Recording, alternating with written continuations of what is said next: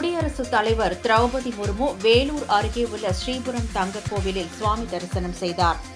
குடியரசுத் தலைவர் திரௌபதி முர்மு இன்று காலை வேலூர் தங்க கோவிலுக்கு வருகை தந்தார். திருப்பதியிலிருந்து ஹெலிகாப்டரில் வந்த அவர் தங்கக்கோவில் வளாகத்தில் அமைக்கப்பட்டிருந்த ஹெலிபேடில் இறங்கினார். அவரை தமிழக ஆளுநர் RN ரவி, மத்திய இணையமைச்சர் L முருகன், கைத்தறி மற்றும் சிறுநூல் துறை அமைச்சர் R காந்தி, வேலூர் மாவட்ட ஆட்சியர் சுப்புலட்சுமி, மாவட்ட காவல் கண்காணிப்பாளர் மயில் வாகனம், வேலூர் மாநகராட்சி மேயர் சுஜாதா ஆகியோர் பூங்கொத்து கொடுத்து வரவேற்றனர்.